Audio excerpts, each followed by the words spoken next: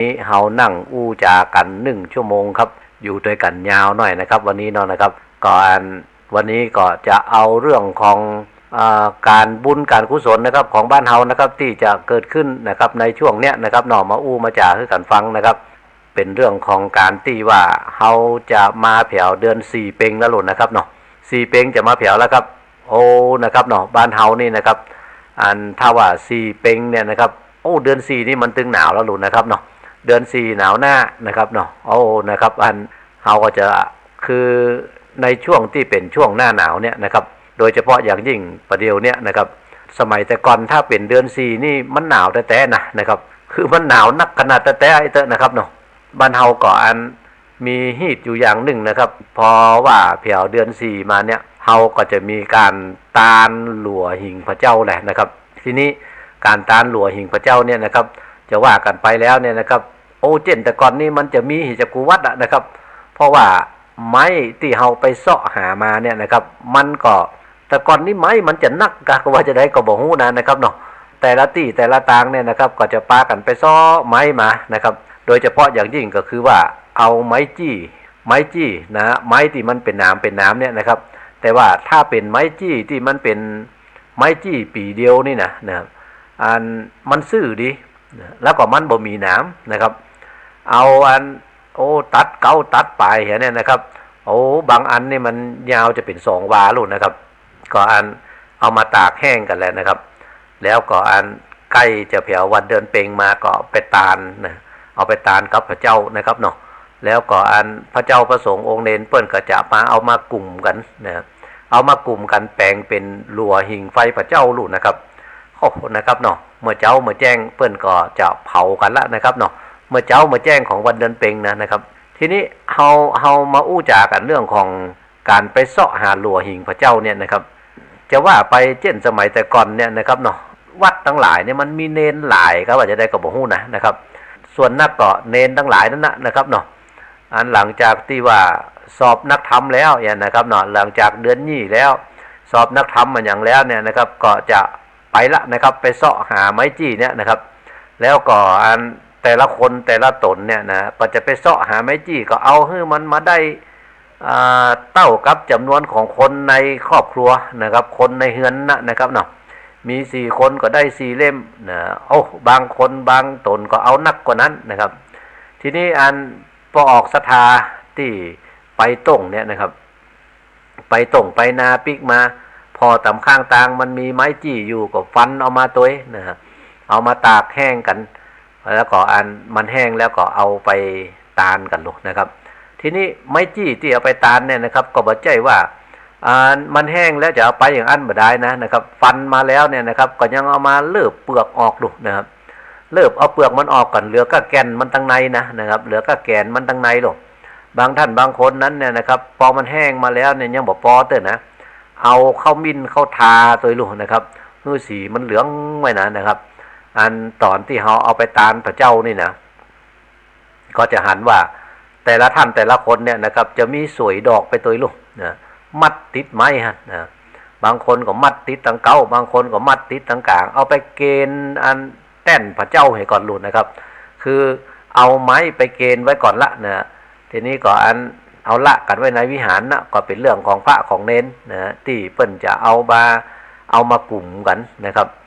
ทีนี้แต่ละวัดแต่ละวาเนี่ยนะครับในเวลาที่เปิ้นจะมากลุ่มไม้หลัวหิ่งพระเจ้านี่นะเอามากลุ่มเข้าด้วยกันได้เนี่ยนะครับก็เปิ้นก็จะไปพอก่อนลูกนะครับว่าจะเอาตั้งหน้าวิหารกะจะเอาตั้งข้างวิหารกะนะ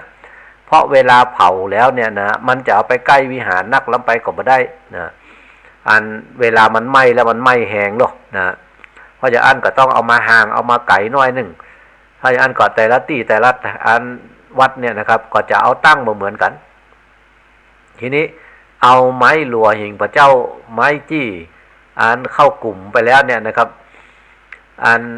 หลายที่เปิ้นก็จะเอาไม้บงนะไม้บงกาไม้หวกกานะบอกว่าจะเป็นไม้ดิบก็ว่าไม้แห้งก็มันเอาใส่ไปได้เหมือนกันนะครับเนาะเพราะว่าไม้หมูเนี่ยเวลามันโดนไฟไหม้แล้วเนี่ยนะครับสักกำหนึ่งนะครับมันจะแตกเลยเสียงมันจะดังต้มต่ำเหมือนกันนะครับอันนี้เปิ้นก็จะเกี่ยมกันเอาใส่กันเข้าไปตัวลูก ทีนี้ในเวลาที่เอามากุมกันเข้ามาแล้วเนี่ยนะครับเนาะตึงหลัวนะตึงไม้นะครับเอาใส่เข้าไปแล้วก็สักตีนี้เปิ่นจะเอาเฟืองใส่ตัวนะโดยส่วนนักแล้วถ้าเอาเฟืองใส่นี่ก็จะเอาเฟืองใส่ตั้งบนนวลปุ่นนะครับคือเอากลุ่มเข้าไปแล้วก็เอาเฟืองยัดเข้าไปตัวพ่องนี่นะเพราะว่าตอนเวลาที่เผาเนี่ยนะครับเนาะเผาไม้จี้นี่นะเผาหลัวหิงพระเจ้าเนี่ยนะครับจะต้องเผาลูกตังบนมาลูกนะที่เผาลูกตังบนมาเนี่ยนะครับเพราะว่ามันจะไม่ลงมาติ๊กๆหลุดนะครับแต่ถ้าเฮาเผาตังลุ่มเนี่ยนะครับพอเผาตังลุ่มแล้วตังบนมันมาตันไหมนะมันจะก้นเหก่อนลูกนะสักตีนี่เปิ้นเอาลักปักเหก่อนนะครับเอาไม้เล่มใหญ่ๆเนี่ยนะครับก็เอาไม้สางเล่มใหญ่ๆนะครับเนาะขุดหลุมปักไว้ตรงกลางก็หลกแล้วก็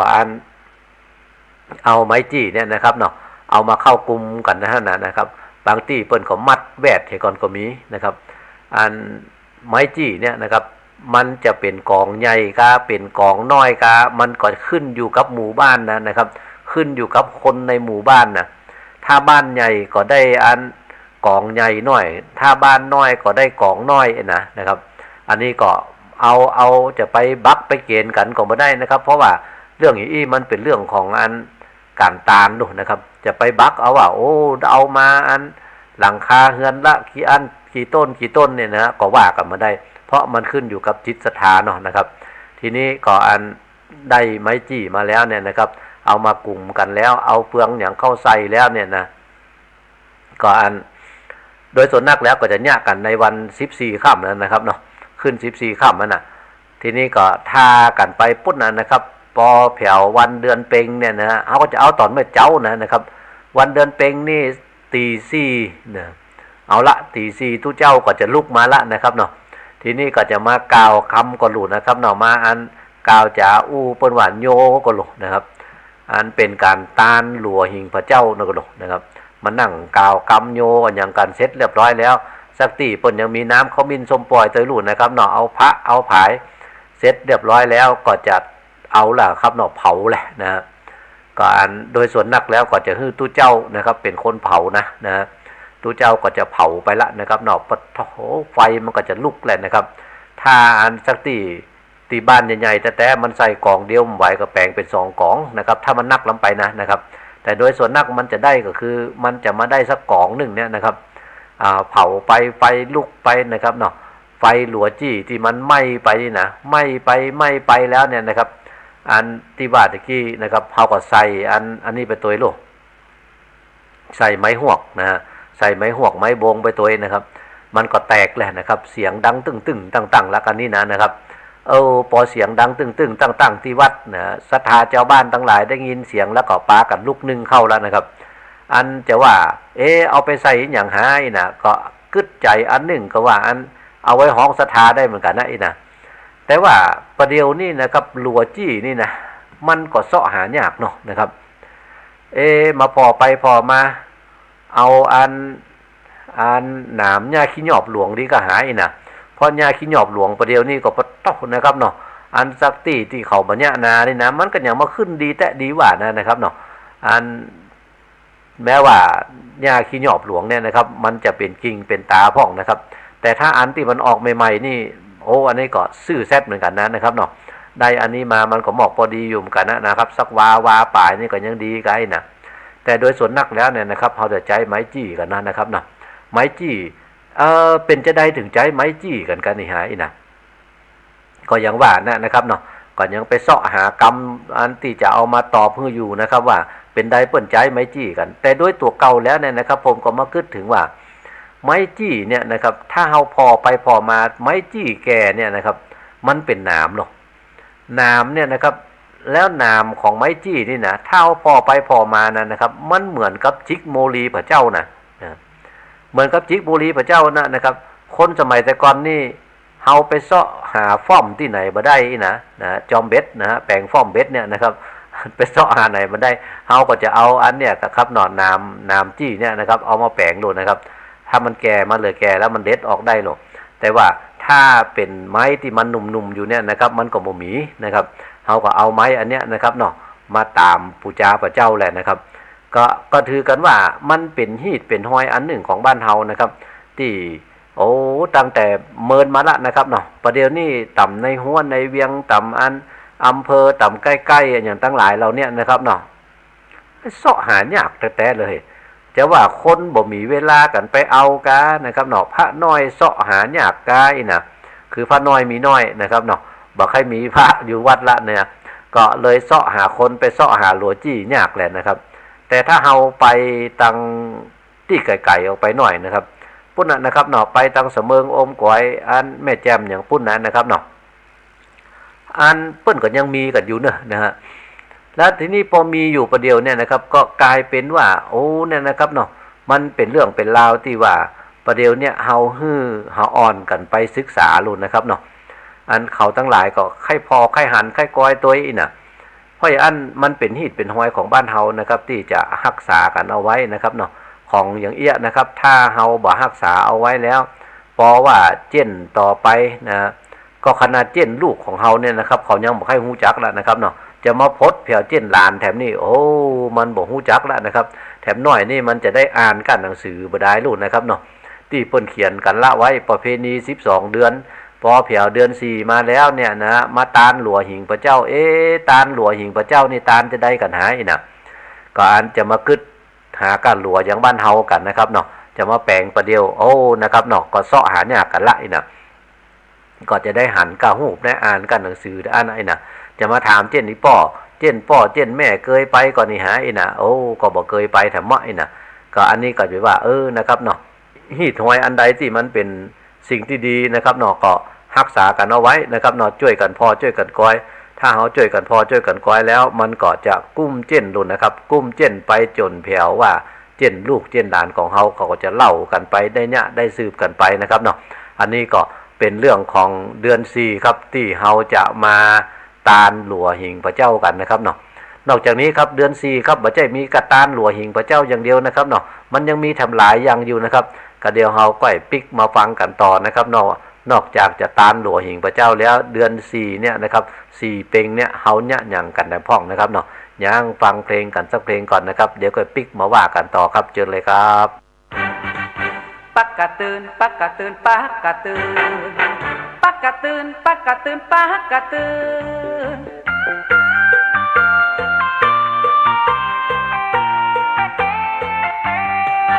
คนเฮาจะตู้จะรวย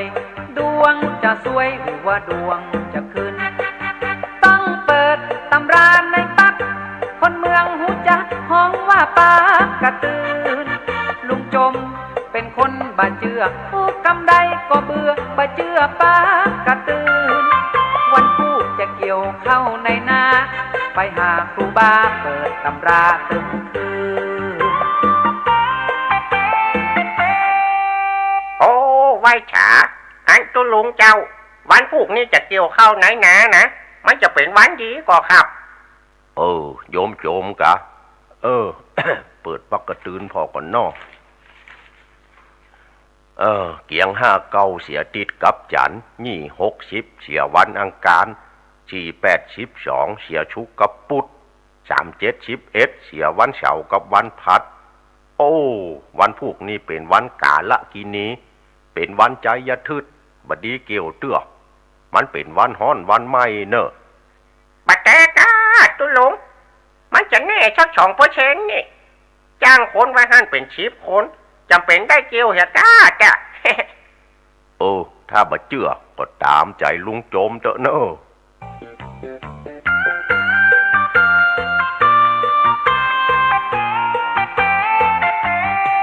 ครูบา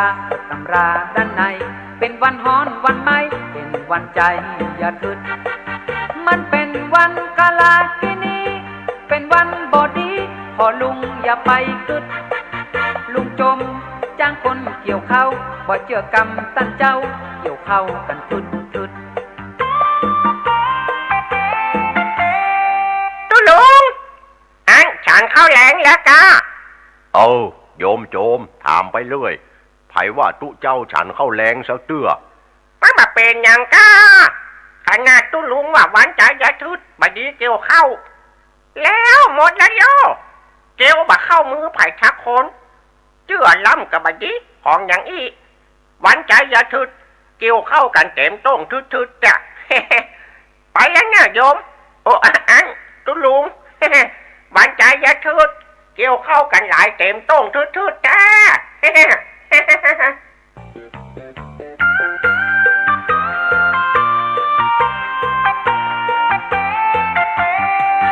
เกี่ยวเข้ามัดเข้าตีเข้า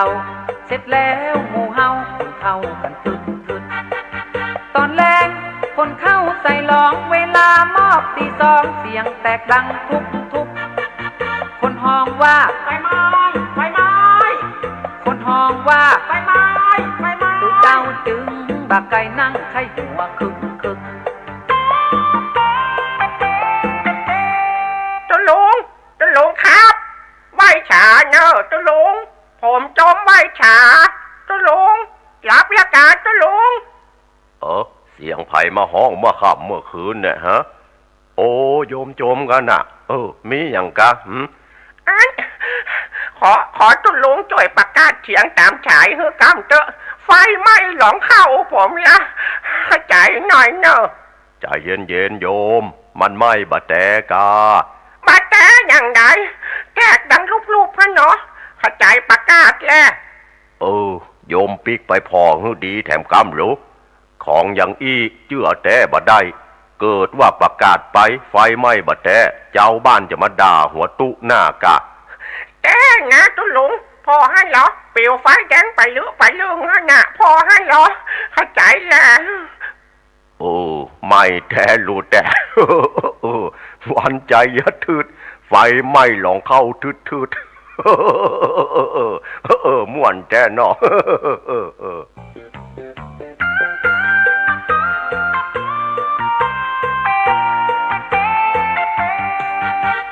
เอาละครับนอกปิกมาอู้มาจากกันต่อครับสาระธรรมกำเมืองผมวิโรจน์อินทนนท์กำลังอู้จากครับเจ้าพี่นายน้องของเฮาในช่วงเวลานี้กันอยู่นะครับเนาะ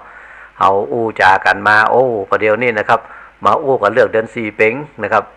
ก็ว่ากันไปละนะครับเนาะสี่เป็ง1ตาลหลัวหิงพระเจ้า2นะครับ2ก็มาตาลเข้าใหม่กันแหละนะครับมันเป็นเวลาที่ว่าเฮาแล้วนากันหมดแล้วลูกนะครับเนาะแล้วเข้าแล้วน้ำกันหมดละนะครับประเดี๋ยวนี้เอาเข้าขึ้นลองกันไปหมดไปเสี่ยงแล้วนะครับแต่ว่าหีดห้อยของตั้งบ้านเฮานั้นเนี่ยนะครับของอันใดที่ดีๆของอันใดที่ลำนี่นะครับมันต้องเอาไปตาลก่อนนะถ้าบ่ได้ตาลก่อนนี่มันยังบ่แล้วใจเตื้อกินก็ยังบ่อิ่มกินก็ยังบ่ม่วนเตื้อนะเพราะฉะนั้นเนี่ยนะครับเนาะเฮาก็เอาเข้าใหม่ไปตาลแหละนะครับเพราะฉะนั้นเดือน4เป็งเนี่ยนะครับตาลเข้าใหม่กันตัวลูกนะครับก็จะเอาเข้าไปตาลกันที่วัดติวาโดยเฉพาะอย่างยิ่งก็คือการแปลงขันเข้านะครับแปลงขันเข้าเอาเข้าใหม่ๆเนี่ยนะครับเนาะมานึ่งกันนะครับเนาะทีนี้ก่อนจะมาแปลงก็เข้านึ่งอย่างอันนึ่งเข้าอย่างเดียวเอาไปตาลนะครับเนาะมันก็ถึงหมดแล้วนะอันห่อนึ่งกาเข้าหนมกานะครับเนาะแปลงกันไปลูกนะครับแล้วจะให้มันเปิงกับยามนี้แถมอันหนึ่งเนี่ยนะครับก็คือข้าวหลามแหละนะครับข้าวใหม่กับใส่ข้าวหลามนี่นะครับใส่ไม้ข้าวหลามนี่นะเผาแล้วนะครับเนาะกลิ่นมันตึงหอมนะครับก้าเข้าบดายนี่มันก็ตึงหอมละนะครับแต่ว่าประเดี๋ยวนี้โดยส่วนนักแล้วเราจะแปลงข้าวหลามกะทิกันนะครับเนาะแต่เช่นสมัยแต่ก่อนก็ก้าได้แปลงอันข้าวหลามบดายนี่ก็ตึงเสี่ยงตีละนะครับเพราะว่าไม้ข้าวหลามแล้วก็อันไม้ข้าวหลามมาจับในยามนี้นะครับมันจะหมอกพอหายพอดีของมันนะครับเนาะคือมันก็บ่แก่นักล้ำไปนะครับแล้วมันก็บ่นุ่มนักล้ำไปเปิ้นว่ามันหมอกจับเนี่ยนะครับเนาะหมอกเอาเข้าก็ใส่เอาไปเผาไฟนะครับจะเผาแบบใดก็แล้วแต่นะครับเนาะคือถ้าว่ามันเป็นข้าวหลามที่เฮาแปลงเป็นอันข้าวหลามบดายนี่นะครับก็อันเอาแจ่ไว้เอาใส่ละไว้ตั้งแต่เมื่อคืนละนะครับเนาะใส่เข้าแจ่น้ำละไว้แล้วก็อันลูกมาเมื่อเจ้ามาแจ้งมาก็เอามาเผาไฟแหละนะครับจนว่ามันสุกอันอย่างดีแล้วก็ปอกออกเหี่ยนะครับปอกเปลือกมันเหี่ยปอกที่ตั้งไม้ออกไปเหี่ยนะครับก็เหลือกาตั้งในมันเฮาก็จะกกเอาเข้าเนี่ยนะครับเอาข้าวหลามนี่นะถ้ามันยาวลงไปก็กกมันหมอกสักคืบนะหมอกสักคืบกานะคืบปลายกาหมูยันนะครับเนาะเอาใส่ขันเข้าตัวแหละนะครับแล้วเราจะเอาขันเข้านี่ไปตาลดูนะครับถ้าว่าสักบ้านเนี่ยนะครับเปิ้นจะแปลงเป็นข้าวหลามกะทิเนาะ เอาแปลงเป็นข้าวหลามกะทินี่เป็นเรื่องใหญ่นะแต่ก่อนนี่นะครับเพราะว่าโอ้นะครับนะอันจะต้องมาขูดเปล่าแถมมอนนะครับจะต้องมาแปลงอันอย่างตั้งหลายแจ้เข้าไว้โอ้นะเพราะว่าจะดีลูกไม้แม่เจ้าจะเผาละกันนะครับเนาะเอาเข้าที่มาที่แจ้แล้วเนี่ยนะครับเนาะก็อันยัดน้ำอย่างแล้วก็เอาใส่เข้าไปในอันข้าวหลามเอาน้ำกะทิใส่เข้าไปแถมนะครับเนาะเสร็จเรียบร้อยแล้วก็เอามาเผาไฟแหละนะครับเผาข้าวหลามแต่เผาข้าวหลามกะทิเนี่ยนะครับถ้าเอาไปหั่นอันที่อื่นๆที่เป็นเนี่ยกันโดยทั่วไปเนี่ยนะครับคือมันต้องเผาลวงตั้งแหละนะครับก็ต้องมาแปลงอันเอามาเล็กมาขวางตั้งกลางนะครับเนาะเอาอันข้าวหลามเข้ามาตั้งยายกันนะครับเนาะก็อันดังไฟกับเผาข้าวหลามกันไปตัวมันปีนมันตัวนะครับเนาะเพราะว่าเดี๋ยวมันจะไหม้เพลิงแถมไอ้นะมันปีนกันตัวมันเป็นเรื่องยากครับอันเรื่องของข้าวหลามกะทิแต่ก่อนนี่นะแต่ว่าประเดี๋ยวนี้รู้สึกว่ามันง่ายนะแต่ก่อนนี้ถ้ามันได้มาใจทานนะครับเนาะเผาข้าวหลามนี่ก็ถึงเด็ดเสี่ยงอย่างแล้วนะครับแต่ก่อนมันก็ใจหลัวเนี่ยครับเนาะเอาหลัวเนี่ยนะครับดังไฟกันมากกว่าอันเผาข้าวหลามกันไปตัวนะครับเนาะนั่งหิงไฟไปตัวเผาข้าวหลามไปตัวเนี่ยแล้วก็พอกันไปนะครับจนว่ามันสุกอย่างดีเรียบร้อยแล้วก็เอามาปอกเปลือกเนี่ยเอามาปอกมันแล้วเนี่ยนะครับก็อันเหลือไม้ติดอยู่กึ่งหนึ่งของอันนั้นนะครับเนาะแล้วก็อันเอาไปตานกันนะครับเนาะเพราะว่าเอาไปตานเข้าใหม่เนี่ยนะครับนอกจากว่าก่อนจะกินจะตานนะครับก่อนจะกินเนี่ยนะครับเขาต้องได้ตานก่อนแต่ว่าลักใหญ่ๆของมันเนี่ยนะครับมันอยู่ตัดติว่านอกจากว่าก่อนจะกินเอาไปตานเนี่ยก่อนแล้วเนี่ยนะครับที่เขาไปตานนี่คือเขาไปตานก็เอาไปอุทิศผลบุญผลกุศลนะครับเนาะผลบุญผลกุศลไปหาไผเขาก็ตานไปหากับอันผีตายเก่าเน่าเมินเจ้าตีเจ้าตางนะครับก็เป็นเจ้าตีเจ้าตางตีเปิ้นพอเปิ้นกอยนะครับเนาะตีให้ตีหน้าของเฮาเนี่ยนะถ้าบ่อย่างอันก็อันตานไปฮื้อกับป่อเมาะแม่มอนตีเปิ้นละตีไว้ฮื้อเฮานะตีต้งตีนาเนี่ยนะเพราะว่าตีต้งตีนานี่กว่าจะได้มาปั้นหนึ่งนี่มันบ่ใช่สเล็กสน้อยรู้นะครับอันแต่ก่อนนี่มันบ่มีแท็กเตอร์รู้นะครับโอ้กว่าจะได้นามาปั้นหนึ่งเนี่ยนะครับมาให้หนึ่งอีเตอร์นะครับบ่ใช่ให้ภาษีนะไม่ให้นานี่นะครับเนาะโอ้บกเอาแล้วบกเอาแถมนะครับเนาะก้อยสืบกันไปเอาไปได้กันกำน้อยสองน้อยนะไผมีสตางค์ก็ซื้อของเปิ้นเอานะครับอันที่บ่มีก็ก้อยบกก้อยเบิกเอาไปนะครับเนาะกว่าจะได้นามาเป็นปั้นที่มันมี10ให้20ให้ได้เนี่ยนะครับโอ้นะครับ10ปี20ปีจะได้มาปั้นขนาดนั้นดูนะครับเนาะเพราะจะอันเนี่ยนะครับอันเปิ้นตายไปแล้วเปิ้นละเอาไว้ฮื้อเป็นมรดกนะครับเนาะตกสืบทอดมาถึงหมู่เฮาแล้วเนี่ยเฮาก็อันมากึดเติงหาบุญคุณของอันป่ออุ้ยป่อเมาะแม่มอนนะครับเนาะที่เปิ้นได้เนี่ยได้แปลงไว้ฮื้อกับเฮาเนี่ยนะครับอันแล้วเข้าแล้วน้ำแล้วก็เอาเข้าเนี่ยนะครับเนาะมาตานกันนะครับคืออันอุทิศผลบุญผลกุศลไปฮื้อกับเปิ้นกันนะครับเอานะครับเนาะเสียงตึ้งตั้งที่ว่าอันไปตะกี้นี่นะที่ว่าอันตู้เจ้าเปิ้นเผาหลัวหิงพระเจ้าละนะอันเสียงอันนั้นนะครับเนาะศรัทธาทั้งหลายก็ตื่นแล้วลูกนะครับสักคนนี่มันตื่นก่อนหลัวละนะครับมันตามภาษาของคนเฒ่านะครับเนาะคือคนเฒ่านี่ตี3ปลายตี4นี่ตื่นละกุ๊กกักอยู่หั่นนะครับเนาะถ้าว่ามันจะเป็นวันศีลซ้ำหายซ้ำตื่นเจ้านะครับเพราะคนเฒ่ากับวัดนี่นะครับเนาะเอาโหมันถึงว่ากันมาได้ครับป่ออุ้ยแม่อุ้ยกับวัดนี่นะไปวัดเจ้านะสักเตืออันในวัดเปิ้นยังบ่ลูกเป็นอย่างกันเตือนะศรัทธาไปเผียวก่อนละนะครับเนาะอันจัดถ้วยจัดจอนก็ลงโคงข้างอยู่หั่นนะตู้เจ้าตื่นพระเนนตื่นนะครับแต่ว่าอันเฮาก็มาคิดก่อยว่านะครับเนาะการไปวัดไปวานี่นะคนเฒ่าคนแก่เปิ้นชอบเปิ้นหุมที่จะไปเพราะว่าเวลาไปแล้วเนี่ยนะครับมันเป็นการที่ว่ามันได้ไปปะกันนะครับได้ไปปะไปอู้ไปจากันโอ้นะครับเนาะอันบ่ใช่ว่าไปอันปฏิบัติธรรมเหมือนอย่างกันนักหนานะครับเนาะคือได้ไปอู้จากันเนี่ยนะครับเนาะอันเรื่องที่มันม่วนสำหรับคนเฒ่ากันเนี่ยนะครับก็คือเรื่องได้อู้กันเนี่ยนะครับค่อยอันก็เฮาก็ฮื้อเป็นการฮื้อโอกาสอันหนึ่งนะครับเนาะพออุ้ยแม่อุ้ยได้ไปวัดก็ม่วนอกม่วนใจนะครับเนาะอันทับศีลทับปอนอันอย่างแล้วก็ปีกบ้านปีกจองกันมาอีกนะเพ ราะฉะนั้นเนี่ยนะครับแต่ก่อนนั้นเนี่ยนะครับวันศีลวันธรรมนี่เป็นวันที่คนเฒ่าเปิ้นกองหากันเนาะนะครับถ้าเป็นวันเดือนเพ็งอย่างอี้แต่ซ้ำหายนะครับเนาะช่วยกันเสาะช่วยกันหาช่วยกันพอมานะครับเนาะพอมาอันอย่างทั้งหลายเอามาได้เสร็จเรียบร้อยแล้วเนี่ยนะครับอันเนี้ยครับเปิ้นก็จะไปตานเข้าแหละนะครับเนาะน้ำหยาดมีตะไดมีปีมันก่อนนะครับเนาะอันปีก็คือเอาไปเขียนชื่อใส่กันนะครับขันเข้าเวลาเปิ้นเอาไปตานนี่นะปะโถนะครับเนาะแต่ก่อนนี้ก็ตานนักตานหลายแตะนะครับคนหนึ่งตานกันจะตานฮือกี่คนนะครับอัน3 คนก็3 ขันนะครับเพราะว่า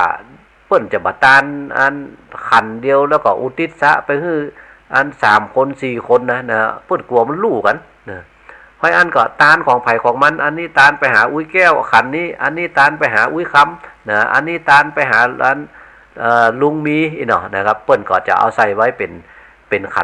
นเนาะนะครับยกไปตานกำขันนั่นนะครับเนาะขันนี้เอาไปตานก่อนแล้วก็คนอื่นแถมนั้นนะครับเนาะเพราะว่าต่างคนก็ต่างเขียนปีใส่ลงไปในหันโดเขียนชื่อนะครับเขียนชื่อไผเฮาชื่อไผจะตานอุทิศะไปฮื้อไผแถมอีน่ะน้ำหยาดเปิ้นก็จะเอาใส่ในขันเข้าหั่นนะครับเกณฑ์ตู้เจ้าเสร็จเรียบร้อยแล้ว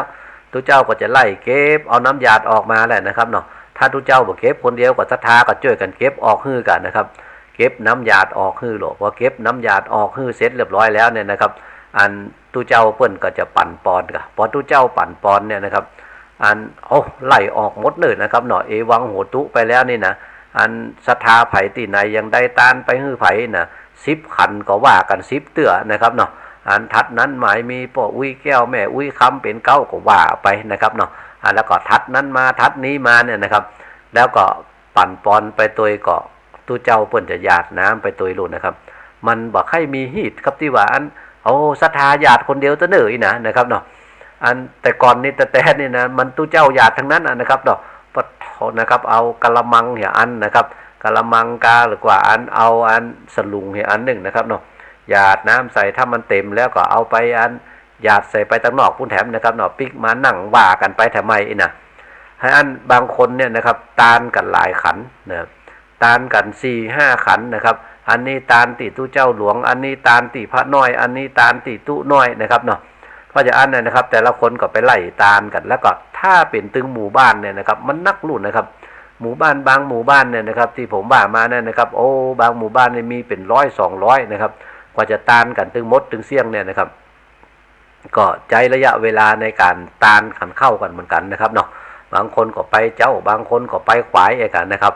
ก็ว่ากันไปนะครับเนาะอันนี้ก็เป็นเรื่องของการกินการตานแหละนะครับเดือน4 เป็งนะครับถ้ามาแผ่วเมื่อใดแล้วเนี่ยนะครับเนาะบ่ได้ตานขันเข้าบ่ได้ตานเข้าใหม่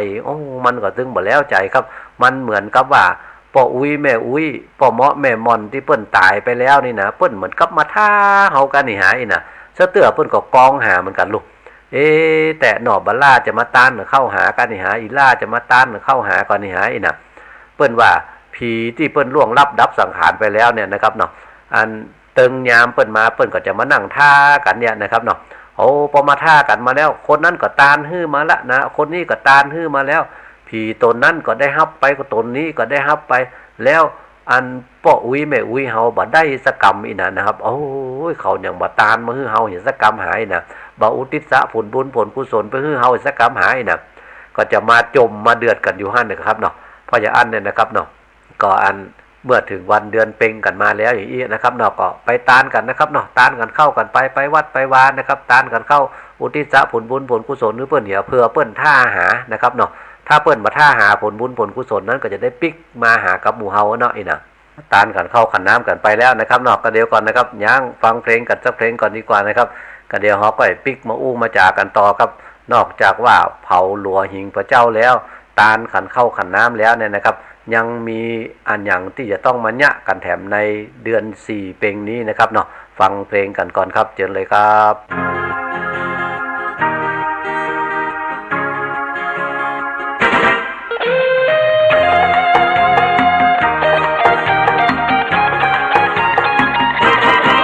คนแก่ก็ชอบฟังซอ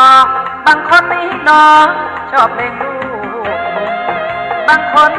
ชอบเพลงสตริงห้องชอบจริงๆสากลและลูกกรุง ช็อกแม็กกระเด็นรถสนิยมสูงเดี๋ยวนี้เปิ้นมีคอนเสิร์ตวิทูลและเบิร์ดเปิดกันลั่นกรุงเอาพอเที่ยงพอขายบรรลุจักคนไอ้หลานเฮ้ยหลานสุดที่ฮักของอุ้ยพอขายแล้วบรรลุเจ้าบาเดียวตื่นไปซื้อเมียงให้อุ้ยกำไปซื้อเมียงให้อุ้ยกำหายใจป้าป้อยกี่งาน โอ้ใจยังซื้อมาได้บอก ใช้ได้แต่เป็นแบงเวลาร้องอารมณ์ดีต่างหากป้ามาไหนลูกเจืออารมณ์ดีถ้ามีเงินใช้ได้ง่ายๆไปจ่ายเงินได้จะได้เม่นก็อุ้ยไปจะหาท้อไอ้คอนเสิร์ตขึ้นสมองอุ้ยใจเนี่ยอย่างแบบเนี้ยบางทีไปดูคอนเสิร์ตเปิ้ลหึ่งห้องเพลงตัวห้องเปิ้ลหึ่งถอดเสื้อถอดมันเป็นญาติโกโหติกาอย่างของถูไอ้คอนไอ้เชิดเนี่ยมาไหนลูกเจือ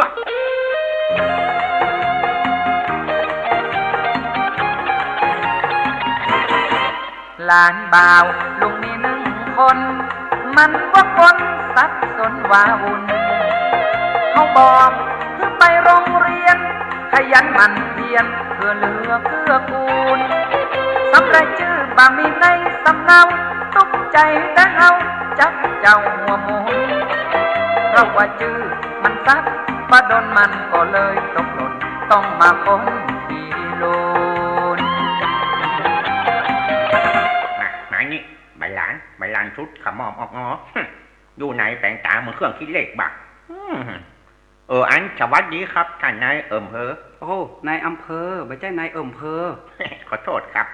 ผมขอเขียนชื่อให้หลานผมกำเจอครับใหญ่ขนาดนี้ยังแบบมีชื่อเจ้าครับอันชื่อแกมันมิ่งครับแกมันเขียนมาได้ครับถ้าเขียนมาได้ไปหาพ่อหลวงและกำนันพุ่นเนอะโอ้ยผมไปมาหมดละครับถ้าเขาเขียนได้ผมจึงบอกโพสมาที่นี่ครับครับเอาละแล้วละออนนี่เกิดปีอย่างครับเกิดปีฟ้าผ่าอีเมืองเนี่ยครับผมจำมาได้แล้วครับอันมันชื่อว่าใดครับผมจะเขียนฮื้อครับอันชื่อเด็กชายครับถ้าอย่างนี้ผมก็เขียนมาได้ครับเปลี่ยนชื่อใหม่บ่ผมจะเปลี่ยนฮื้อครับมาได้ครับเขาจะเปลี่ยนหลายคนละเปลี่ยนมาได้เมื่อยกูเจือครับเป็นไปได้กันลุงแต่ไงผมตึงห้องไอ้ครับ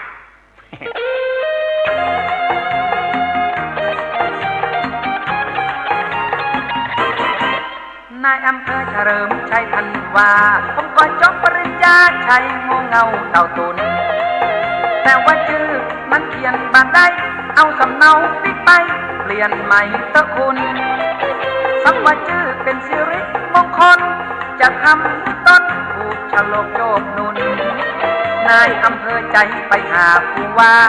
ผลลัพธ์ออกมาผมเห็นมาได้ครับคุณเมื่อมานี่นั่งนี่ไอ้เกิดบัดจับน้ำอันสวัสดีครับเจ้าหน้าที่ชาราการท่านคุณครับผมเป็นเสมียนครับครับไอ้เมียนครับอันขอเขียนชื่อให้หลานผมกำเจอครับอย่างคนพ่อใหญ่มกอี้ยังไม่ได้ตั้งชื่อเตื้อนี่ต้องไปแจ้งภูมิลำเนาเดิมแล้วเนอะโอ้ยบ่ายลำเนาอย่างชักอย่างไปมาหมดไปเขียนมาได้ชักคนครับมันอย่างไรปะล้ำเหลือมาผมจะเขียนเถอะครับแล้วก็ปิ๊กเอาไปอำเภอเนอะครับชื่อมันว่าใดครับชื่อมันว่าไอ้เด็กชายครับชื่ออย่างไรครับเด็กชายครับมันมีตัวอย่างพ่อมันสะกดอย่างใดผมก็เขียนมาได้นะครับอันผมไปมาอย่างนี้ครับถ้าอย่างอี้ผมก็เขียนมาได้เนอะนั่นปิ๊กไปบ้านได้ไปถึงมาได้ละอีบอกครับมาได้ละอีเขียนมาได้ละปะไอแรงชุดท้ายเป็นที่เปิ่งของลุงปนเนี่ยหนังสือพิมพ์ไทยนิ้วปนบักเปิ่งของหนังสือดีไปที่หนังสือพิมพ์ไทยนิ้วบักไปไอ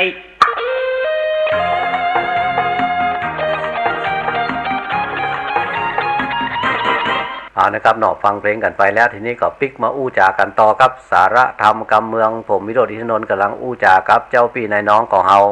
ในช่วงเวลานี้กันอยู่นะครับเนาะวันนี้กำลังอู้จากันด้วยเรื่องของเดือน4เป็งอยู่นะครับเพราะว่าเดือน4เป็งนั้นตามฮีตตามห้อยของบ้านเฮาแล้วเนี่ยนะครับเป็นงานบุญที่ใหญ่ดูนะครับเพราะว่า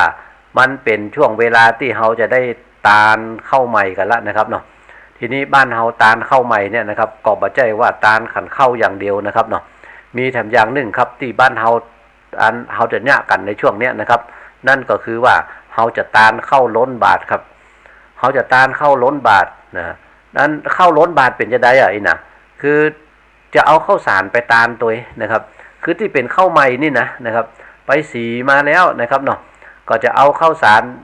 บอกว่านะครับมันก็แล้วแต่เจตนาศรัทธากันนะครับเนาะบางท่านบางคนก็เอาไปลิตร2 ลิตรบางคนก็เอาไปเป็นถังพุ่นนะครับเนาะแต่โดยส่วนนักเต้นสมัยแต่ก่อนแล้วเนี่ยนะครับมันก็บ้านละลิตรเนี่ยนะครับเนาะโอ้ได้กัน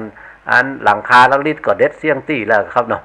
อันที่วัดเนี่ยนะครับเปิ้นจะแปลงไว้เลยนะครับเนาะเอาศาสตร์มาปูละไว้หั่นอันสองหน้าพระเจ้าหั่นนะครับแล้วก็อันตังบนท่านก็จะเอาบาตรมาวางละไว้เหียนะครับอันศรัทธาไปก็จะเอาเข้าไปใส่ในบาตรท่านนะครับเนาะเอาเข้าไปหล่อใส่บาตรลูกนะครับพอไปหล่อใส่บาตรถ้ามันเต็มแล้วเนี่ยนะครับเข้ามันก็จะล้นลงมากันนะครับเนาะล้นออกมาทางนอกมันก็จะมากองกันแล้วนะครับพอมันนักเข้าโอ้บาตรจมอยู่ทั้งลุ่มพุ่นเหียนะครับจากบาตรขึ้นมาทางบนแถมพอจับบาตรขึ้นมาทางบนแล้วก็ใส่กันเข้าไปแถมนิติกันนะครับเนาะก็เป็นเรื่องของการตานเข้าสารดูนะครับพอตานเข้าสารแล้วเนี่ยนะครับเนาะอันมีสักตี้ครับสักตี้เปิ้นก็ตานเข้าเปลือกตัวนั้นนะครับเนาะเพราะว่าหีดหอยของแต่ละตี้นี่ก็บ่เหมือนกันนะครับสักตี้ก็เอาเข้าเปลือกไปตัวนะครับแต่ว่ามันจะต้องแยกกันเลยนะครับเนาะคืออันเข้าเปลือกก็มีบาทหนึ่งนะครับเข้าสารก็มีบาทหนึ่งอันที่ใส่กันไปแล้วบางคนเปิ้นก็เอาเข้าเปลือกไปลิตรหนึ่งเข้าสารไปลิตรหนึ่งนะครับก็เอาไปใส่กันแยกกันใส่คนละตี้คนละตางเลยนะครับเนาะมันก็เป็นอันอย่างนะครับเนาะอันสักตี้เปิ้นฮ้องว่าอันตาลดอยเข้านะครับตาลดอยเข้าเนี่ยนะครับเนาะอันคือเวลาที่เอาไปใส่ในบาตรไปแล้วเนี่ยนะครับมันกองขึ้นมาแล้วเนี่ยนะครับมันพอเหมือนกับม่อนดอยลูกนะครับสักตี้เปิ้นฮ้องกันว่าตาลดอยเงินดอยคำลูกนะครับดอยเข้านี่นะครับเนาะเข้าเปลือกนี่พอสีมันแล้วนี่มันเหมือนกับคำลูกนะครับถ้าเข้าสารเนี่ยนะครับมันเป็นเงินนะเฮาก็ว่าตาลดอยเงินดอยคำนะรอเข้านะรอเข้าสารรอเข้าเปลือกเพราะจะอันเนี่ยนะครับหลายตี้หลายตางเปิ้นก็จะเอามาเนี่ยกันอย่างเงี้ยนะครับเนาะทีนี้ว่าตั้งบ้านเฮาเนี่ยนะครับเฮาตาลตึงเข้าเปลือกเข้าสารนะฮะถ้าเข้าเปลือกเนี่ยนะครับวัดเปิ้นก็เก็บไว้เหมือนกันนะครับเอาฮือศรัทธายืมไปพ่องนะครับคนใดที่ว่าอันบ่มีเข้าก็มายืมเอาเข้านี้ไปก็มีนะครับเนาะแต่สักเตือสักทีก็เอาไปสีนะครับเอาเก็บละไว้ก่อนจนว่าเข้าสารนั้นเนี่ยนะมันกลิ่นเสี่ยงหมดไปแล้วก็เอาเข้าเปลือกเนี่ยไปสีกันนะครับก็เอามาเก็บไว้วัฒนะครับเพราะต่ำบ้านเฮาเนี่ยนะครับพอมันออกแรงมาแล้วนี่นะครับเนาะมันตึงนักแกนะครับอันเข้าสักเตือนี่เข้ามันบ่พอครับที่วัดนะถ้าวัดใดพระเนนหลายแต่ซ้ำหายนะครับถ้าพระเนนหลายเนี่ยนะครับจะไปกุมบาตรตอนเมื่อเจ้าอันอย่างมากก็แล้วอันกินเมื่อไงเมื่อตอนเข้ามันบ่พอก็จะได้เอาเข้าสารเนี่ยครับเนาะที่เอาไปตานกันนี่นะมาเข้าสารนึ่งเข้ากันพ่องนะครับเนาะเนี่ยกินกันไปพ่องเนี่ยนะครับผมว่าอันเช่นสมัยแต่ก่อนแต่แล้วเนี่ยนะครับก็ได้หันว่ามันมีประโยชน์อยู่อย่างเอี้ยนะครับเนาะเพราะอันเปิ้นก็ตานกันนะครับเนาะเผื่อไว้ว่าตู้เจ้าของเฮาเนี่ยนะจะเอาไว้ได้กินได้ใจได้กินกันในตอนปุ่นยามแรงปุ่นนะกันเนี่ยนะครับก็เป็นประโยชน์กันได้รู้นะครับเนาะแต่ก็ยังว่านะครับเนาะข้าวสารนะครับเพราะว่าอันมันเป็นข้าวนึ่งแต่เหมือนกันนะครับเนาะแต่ก่อนนี้ข้าวเจ้ามันบอกให้มีรู้นะครับอันมันมีก็บอกให้กินกันตะใดนะครับเนาะโดยส่วนนักแล้วตั้งบ้านเฮาก็จะเนี่ยข้าวนึ่งกันเนี่ยนะครับเพราะว่าอันเนี่ยข้าวนึ่งกันหมดแล้วแต่ละตีแต่ละตางเอาเข้าขึ้นหลองกันไปแล้วเอาสีมากินกันเนี่ยนะครับเนาะก่อนจะกินก็เอาไปตานกันนะครับเนาะบอกว่าจะเป็นข้าวซุปกาจะเป็นข้าวสารกานะก็เอาไปตานกันได้หลังคาละลิตรก็พอละนะครับเนาะสักตีก็อันเข้าเปลือกเห็นลิ้นข้าวสารเห็นลิ้นนะครับขันเข้าเนี่ย2-3 ขันก็ตานกันไปกันนะครับเนาะทีนี้อันเข้าเนี่ยนะครับเวลาเอาไปตานแล้วเนี่ยนะครับมันเป็นข้าวนึ่งแต่เหมือนกันนะแต่มันบ่ใช่พันเดียวกันหลุดนะครับเนาะอันนั้นเป็นข้าวลายอันนั้นเป็นข้าวซิวอันนั้นเป็นข้าวกอขอนะครับอันอย่างหมู่นะครับเนาะแต่ก็เอาไปตานด้วยกันนะฮะพอไปตานแล้วก็ไปใส่ในบาตรด้วยกันนะครับเนาะมันก็อัน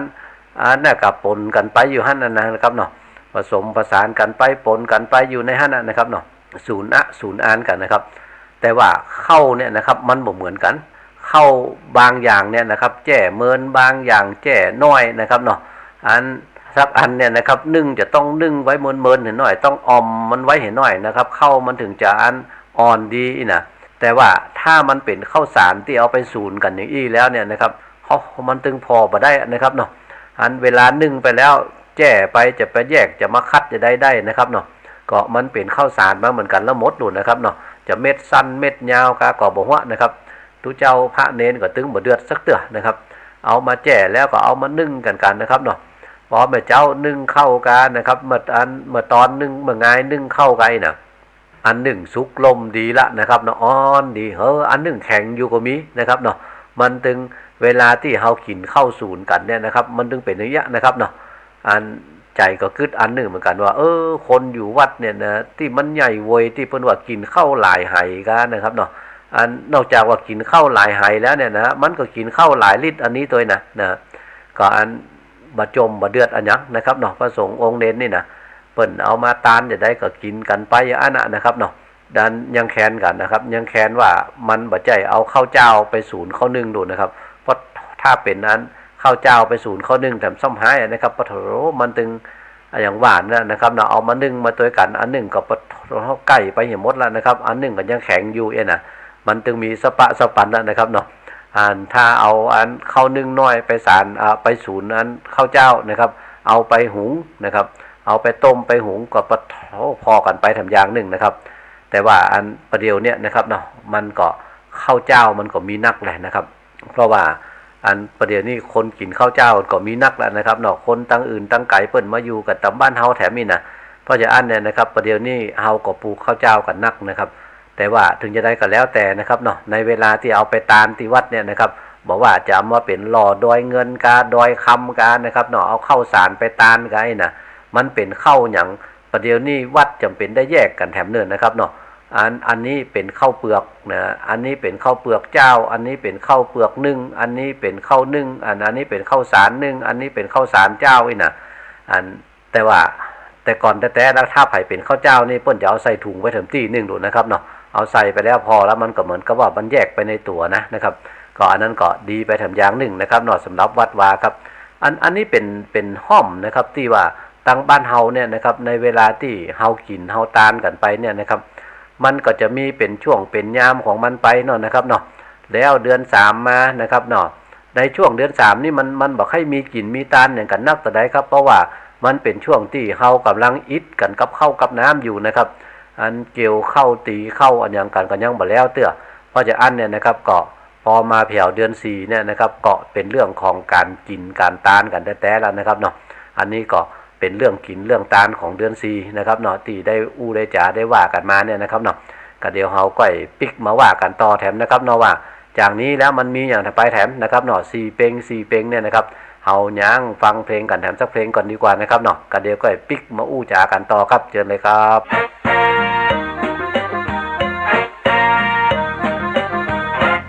เขารู้กันมาตั้งนานแล้วล่ะลุง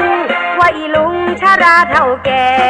อีดอดบ่ใครสบายร่างกายสุขภาพอ่อนแอกินข้าวบาลำย่ำแย่เท่าแก่อยู่ไปตามบุญ ไหว้ฉาครับตุลงโยมใจกะวันนี้ออกใจอย่างได้มาวัดนี่ฮะบักให้สบายนะกินข้าวก็ใบล้ำนอนก็ใบลับกระชายกระชับปิ่นไปปิ่นมาก่อนว่างีบตาลับก็หันเช้าน้อยเขาอวบถ้าจำได้ฝันหันได้รถเบนซ์กันใหม่วะมันอย่างอ้านหาท่านถ้าอาการอย่างอีเปิ้นห้องว่ากิเลสตัณหาต่างแก้มันก็คือเฮาต้องฆ่าเหียไปฆ่าอีมันก็เป็นบาปกับตุลงบ่ใจฮือไปฆ่าไผฆ่ากิเลสตัณหาเอาศีล5ไปปฏิบัติเน้อลุงใจเน้อ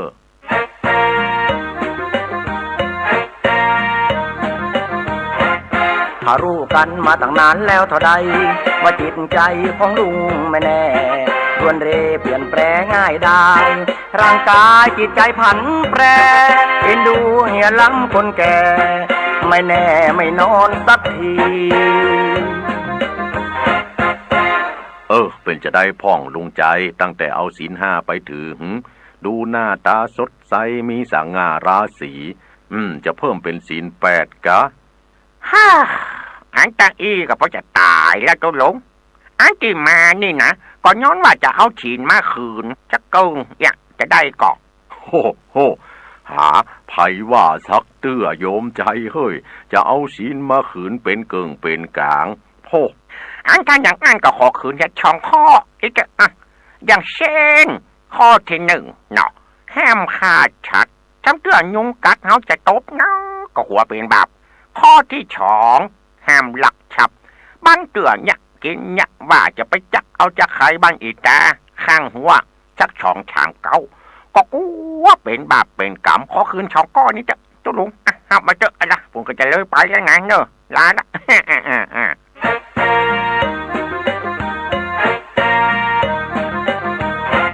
เขารู้กันมาตั้งนานแล้วล่ะนะว่าลุงตาชราเท่าแก่ถือชินนักแต่ก็บ่ไหวถือไปมาถึงนักแก่เอ็นดูลุงเตะลุงแก่นักแต่ลุงถึงโตแล้วบ่ไหวโอ้ยมาแถมละกันน่ะโยมใจเฮ้ยถ้าจะกึดใจได้เนาะจะมาเอาศีล2ข้อปิกไปปฏิบัติแถมบ่อันนี้โมทนาเนอะโยมเนอะบาจ้ายไปอันนะทางที่มาเนี่ยนะจะเอาฉีนที่เหลือชามข้อมาคืนเหียนากะยังฉีนข้อชามมันก็อดบัดใจก็รู้ว่าจะมาเจออันข้อชีก็เหมือนกันนะมุฉาเนี่ยห้ามบะฮื้อจุกันฉันเตือนละอ่อนให้ลำคาญหูก็จำเป็นได้จุมันดักลูกทานฉีนข้อ5นี่ช่ำหายนี่อันนี้นะอินโดเจ้าขอคืนหมดเด้อครับเจ้าดองเนี่ยเนอะเอาตามใจจะไปละแต่วันจะรับดอยละไปละครับไว้ช้าเดี๋ยวนะโยมใจเฮ้ยโยมใจเฮ้ยสัตว์โลกย่อมเป็นไปตามกรรมน้อ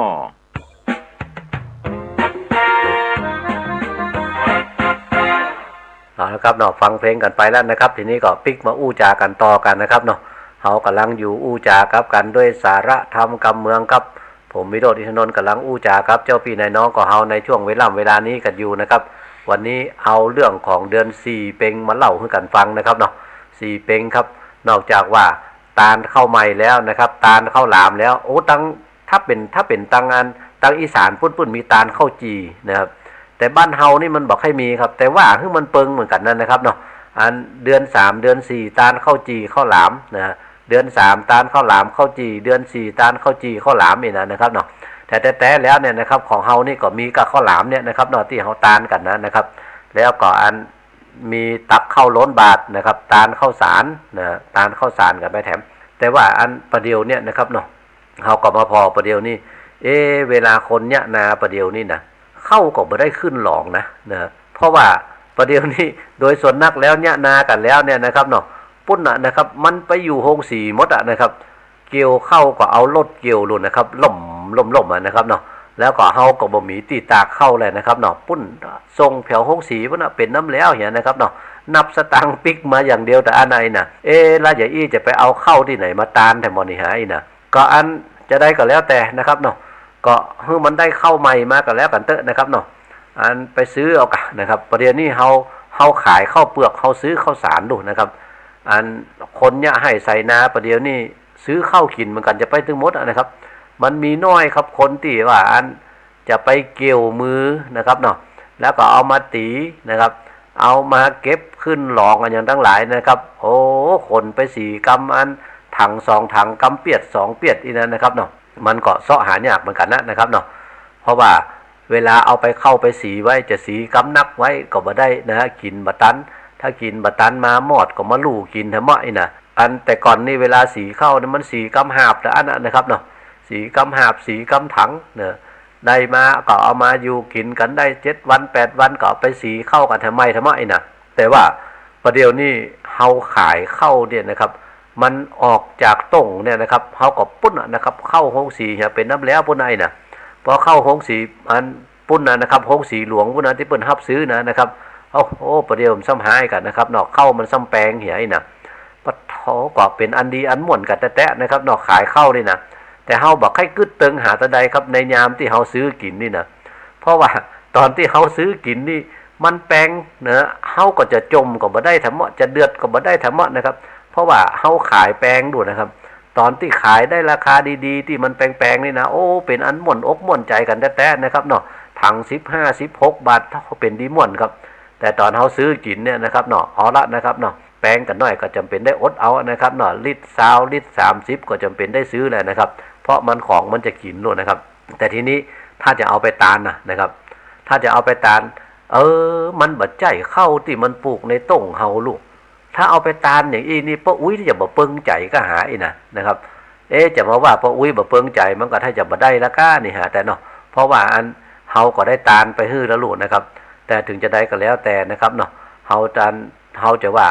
นะครับจะเป็นข้าวต้มเฮาก็ข้าวต้มเปิ้นกาก็บ่ฮู้นะครับแต่จะได้ก็ขอให้มันเป็นข้าวใหม่ก็แล้วกันเตออีน่ะบางท่านบางคนนี่ตานเป็นกระสอบดูนะครับยกเป็นกระสอบไปเลยก็มีนะครับเนาะอันวัดนี่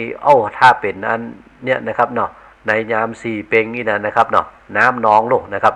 อันเข้าสุกก่อนนักเข้าสารก่อนนักครับนะได้เก็บก่อนเอาไว้เพื่อว่าจะเอาไว้เข้าสารนี่ก็จะเอาไว้ยามออกแรงไปแล้วเนี่ยนะครับเนาะจะได้เก็บก่อนเอาไว้ได้ไว้กินไว้ใจกันต่อไปนะครับเข้าเปลือกก็เก็บแล้วอันเข้าสารมันเสี่ยงก็เอาเข้าเปลือกไปสีแถมนะครับอันนี้ก็อันมันเป็นประเวณีนะครับเนาะมันเป็นประเวณีของบ้านเฮาครับที่อันหมู่เจ้าบ้านเฮาป้ออุ้ยเจนสมัยป้ออุ้ยป้อเมาะแม่มอนนะครับเนาะเปิ้นได้แปลงกันมาแล้วนะครับหมู่เฮาตึงมดตึงมวลลูกหลานตานเต้านะครับเนาะก็ช่วยกันสืบสานประเพณีอันนี้กันเอาไว้นะครับเพราะว่าถ้ามันมากุดมามดไปเจนสมัยของเฮาเนี่ยนะครับหมู่ลูกหมู่หลานหมู่เลนหมู่โลนทั้งหลายเขาก็บ่ฮู้แล้วนะครับอันที่ว่ามาตะกี้นะครับเนาะต่อไปเขาก็จะได้อ่านกันในหนังสืออย่างเดียวแต่อันไหนน่ะพอมาถามป้าอุ้ยแม่อุ้ยบ่ฮู้ละเพราะว่าป้าอุ้ยแม่อุ้ยก็บ่ได้ยะละนะครับ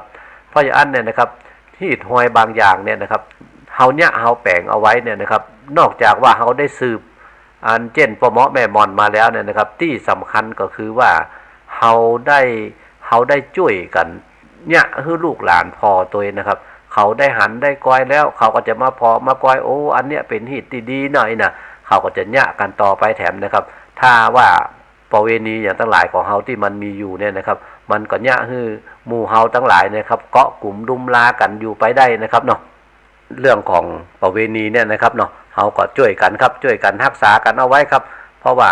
มันก็อยู่กับหมู่เฮาเนี่ยนะครับเนาะจะอยู่จักเตื้ออันเปิ้นมาแอวมาแหวงเปิ้นอันลุกที่อื่นที่ไกลเปิ้นมาพอมาก้อยเนี่ยนะครับเปิ้นก็ค่อยมาหันเหมือนกันนู่นนะครับเปิ้นอ่านหนังสือแล้วเปิ้นหันใจเนาะอันนี้เดือน4เป็งด้วยน่ะขึ้น15ค่ำเดือน4ตั้งเจียงใหม่ตั้งเมืองเหนือของเฮาเนี่ยเปิ้นจะมีประเวณีของเปิ้นดูน่ะตานหลัวหิงพระเจ้าตานเข้าใหม่เปิ้นเนี่ยจะได้หาเปิ้นค่อยหันแต่โลดนะครับพอเปิ้นค่อยหันแต่เปิ้นมาพอมาก้อยมาจับใส่บ้านเฮาบ่มีสกรรมมดเสี่ยงกันไปเห็นละน่ะมันบ่มีไผเนี่ยมันบ่มีไผเซาะหลัวหิงพระเจ้าละน่ะเซาะหลัวหิงพระเจ้านี่บ่มีไผเซาะหานี่กันยังปอว่านะครับเนาะแต่ถ้ามาบอกว่ามันบ่มีแล้วมันบ่มีไผไปตานเข้าใหม่ละน่ะเข้าก็เอาไปขายกันไปให้หมดแล้วน่ะมันบ่เหลือละน่ะก็บ่ใจเรื่องแล้วนะครับเนาะเพราะว่าอันที่กินกันยังมีกินกันอยู่รุ่นนะครับเนาะเพราะฉะนั้นหิดหอยทั้งหลายนะครับที่มันมีอยู่เนี่ยนะครับเนาะก็ช่วยกันสืบกันสาวเอาไว้นะครับก็ซับเตื้อเนี่ยนะครับก็เลยกลายเป็นว่าอันเฮามาสืบประเวณีกันเอาไว้เนี่ยนะครับอันก็เพื่อว่าจะให้คนที่อื่นเปิ้นได้หันได้กอยกันทะเมาะนะครับเนาะอันหลายที่นะครับที่เปิ้นจัดมีการตานหลัวหิงพระเจ้าตานเข้าตานกันเข้าคันน้ำตานเข้าใหม่อย่างกันแล้วเนี่ยนะครับซักเตื้อก็เพื่อว่าจะให้คนต่างบ้านต่างจองเปิ้นได้พอได้กอยนะครับเนาะท่านเปิ้นขึ้นมาแล้วก็ไปนอนแฮมแก้มมือดูนะครับเนาะไปพอไปกอยกันมันก็ยังดีนะครับเนาะเพราะว่ามันเป็นในช่วงที่มันจับยามของเปิ้นนะครับแล้วเขาก็มาแปลงในช่วงที่มันจับยามของเปิ้นดูนะครับมันบ่ใจว่าเปิ้นไข่หันก็ยะคือเปิ้นพอบัดนั้นไปกึดก้อยว่ามันเป็นหน้าใดยามใดก็บ่ฮู้นะครับเนาะเปิ้นไข่หันเฮาก็แปลงคือเปิ้นพอเปิ้นไข่หันก็แปลงคือเปิ้นพออันนั้นมันก็บ่ใจเรื่องใจราวนะครับเนาะก็เอาคือมันเป็นช่วงเป็นยามเป็นเวลานะครับเนาะเปิ้นมาแล้วเปิ้นอ่านหนังสือแล้วเปิ้นหันเดือนนี้ลอยกระทงลูกนี่นะ อันนี้อันเตศธรรมมหาจารย์มันจะมีอย่างอี้ดูนี่นะมันยังค้างถึงอย่างหนึ่งนะครับเนาะเดือน4เนี่ยนะครับสักตีเปิ้นก็เตศมหาจารย์เหมือนกันเนิ่นนะครับเนาะเพราะว่าบ้านเฮานี่นะครับถ้าบ่เดือน4เดือนยี่เป็งเฮาก็จะมาตานมาเตศมหาจารย์กันในเดือน4เป็งนี่ก็มีนะครับเนาะตานเข้าใหม่กันไปตัวแล้วก็อันเตศมหาจารย์กันไปตัวในช่วงของเดือน4เป็งเนี่ยนะครับก็บางวัดบางวาเปิ้นก็ยังรักษาฮีดหอยอันนี้ไว้ได้อยู่นะครับเนาะตานกันไปอยู่ครับแต่ว่าเรื่องของการตั้งธรรมหลวงเนี่ยนะครับเนาะมันเป็นเรื่องใหญ่ครับเพราะฉะนั้นเนี่ยนะครับก็ต้องอาศัยแห้งของพี่น้องศรัทธาได้ช่วยกันนะครับเนาะอันนี้ก็เป็นฮีดเป็นหอยครับที่ได้อู้จากับเจ้าพี่นายน้องของเฮามาในช่วงเว